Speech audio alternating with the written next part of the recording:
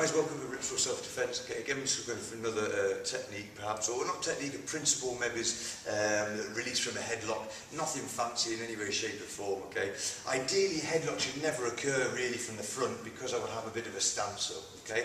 For Jason to try and jump and put a headlock on now, okay, I would again just stick my hands up to prevent that and control the space. But perhaps maybe from the side, okay, or from the rear, okay, I'm trying to control someone at the front and someone jumps us from the back and gets hold of the head now, okay, and starts putting a typical gross motor skill that 5-year-old children, 35-year-old police, okay, is quite instinctual to do, the old infamous headlock, okay. It is potentially fatal, okay, if he starts swinging around and keeping this nice and tight. Prevention is better than a cure, so as soon as I start to feel this being pulled down, the next I feel that, again, getting my hands in and stopping it and getting my head out is going to be key, okay. However, sometimes, not always possible, okay, if it gets nice and tight on initially.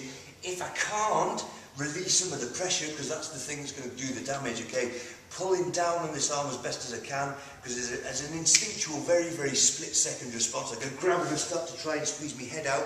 If that is not possible, okay, again, I've still got to initially try and release some of that pressure, okay. Then we're looking to potentially cause space through pain. Okay.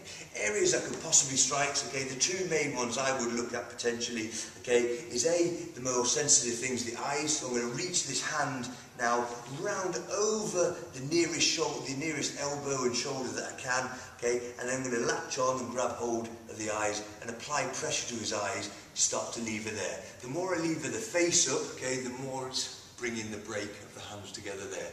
If he pulls his head away, okay, and I start to pull, moves, again I've got the ear, okay, so I not just hold his ear, I get a good solid grasp of his ear, again I start to rip and pull and look up to try and break this and release some of the pressure off my neck, okay. The other area, okay, perhaps, okay, nearest tool to nearest target, my nearest tool perhaps is maybe the hammer fist to the groin or the camel bite, as we call it, okay, gripping the flesh, okay, and twisting the flesh on the inside that causes a very short, sharp pain. Perhaps the pair of them together, okay, initially pulling there, tipping my chin in to try and release some pressure, and going double grab and wrenching up to release the pressure from there. Okay, that is a method to get out the headlock. Another method perhaps, okay, is taking it to the floor, okay, when I can't do anything of that nature. So nice and slowly with this one, okay, so you can see it. Brings us in, okay, I can't do this, he's starting to turn his legs away or turn his legs inwards, I'm not getting that, I can't get his eyes, I can't get hold of it, and this is a nice, deep, tight wrestler headlock now, okay, now I'm struggling, okay. An alternative is to take this leg in between here and trap both of his other legs. So I'm going to bring one leg just behind both of his, and I'm going to pull backwards quite viciously and quite violently and roll into him to hit the deck from here, okay. So we're just spinning around here. Landing potentially in this position. The shock in itself, okay, of the fall, okay, is potentially going to open up his hands and release there. If it doesn't, however, I've got a lot more now leverage, okay, bracing my hands and making a frame, splaying my fingers out and pushing up whilst breaking the grip there. Okay, you'll follow. This time, okay, Jason's managed to get a headlock on, okay, I haven't managed to prevent it, okay, but it's single arm, and now the rear arm now is punching, okay, away at my face. This time again, a lot of people again will try and like block as best they can, turn their head away, but eventually that fist will pass through and it will connect, okay? An idea maybe is to hug that arm and trap the arm at the source, okay? Getting hold of the bicep, reaching round with this hand as well and reaching round his body and trying to secure the arm now, and it becomes very, very difficult now for him to shift his arm, okay? This now I can again just look up towards the ceiling and break this gap here.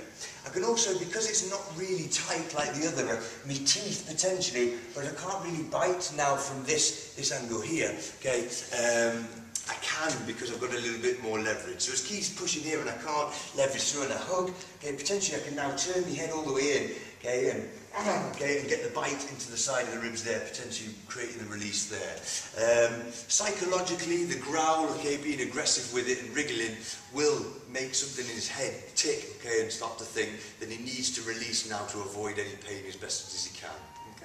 So from the rear then, perhaps Jason grabs hold of my head, okay, he starts to grip me, starts to feed in the punches, I start to hug now, okay, I start to look up, if I can't look up, that's a nice bite now, okay, to get the release there.